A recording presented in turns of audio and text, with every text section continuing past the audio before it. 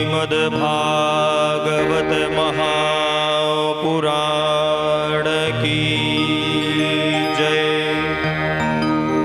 व्यास जी महाराज की जय।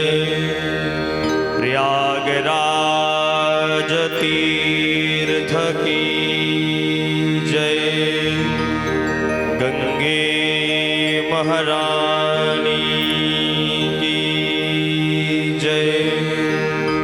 नमः पार्वती पतये हर हर महादेव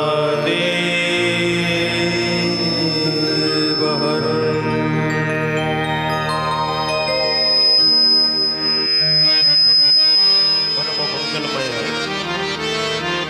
श्रीमद्भागवत महापुराण जिसमें हम विराजमान होकर के श्रीमद् भागवत महापुराण का श्रवण कर रहे हैं। जब जीव के जन्म जन्मांतरों के पुण्यों का उदय होता है और परमात्मा की विशेष कृपा जब किसी जीव के ऊपर होती है, तब कहीं जाकर के श्रीमद् भागवत महापुराण श्रवण करने का और दर्शन करने का हमें अवसर प्राप्त होता है। जन्मांतरे भवेत् पुण्यम ततः भागवतम लभेत। अनेक जन्मों के जब पुण्यों का उदय होता है, तब कहीं जाकर के हमें तीर्थ भूमि में आकर के विराजमान होकर के श्रीमद् भागवत महापुराण के दर्शन होने का लाभ प्राप्त हो रहा है। अन्य क्षेत्रे कृतं पापम तीर्थ क्षेत्रे विनश्यति। तीर्थ क्षेत्रे कृतं पापम वज्रलेपो भविष्यति। अगर हमसे कोई अपराध कहीं अगर हो जाता है, कोई पाप हो जाता है, तो हम प्रायश्चित करने के लिए कहाँ आते हैं? तीर्थ में आते हैं, गंगा जी में स्नान करते हैं कि हे भगवान, हमसे अपराध हो गया, पाप हो जाए तो इस पाप में से हमें मुक्त कर देना।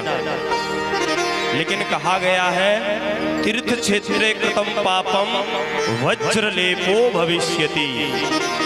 अगर हमसे कोई तीर्थ में आकर के पाप हो जाता है और कोई अपराध बन जाता है, तो उसका कोई प्रायश्चित नहीं है, वो वज्र के समान हो जाता है।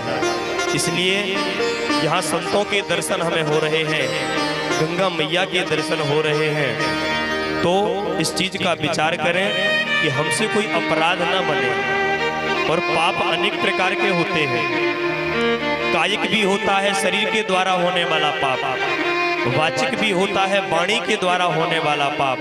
और यहाँ आने के बाद हमारा मन अगर निर्मल नहीं बना तो समझ लेना जीवन में कभी निर्मल नहीं बन पाएगा। क्यों? क्योंकि यहाँ जो भी आए हुए हैं, आप देखिए इतनी ठंडी में वो भगवान का यजन और भजन ही कर रहे हैं। शायद जो व्यवस्था हमें प्राप्त हुई है वो अन्य लोगों को नहीं हुई।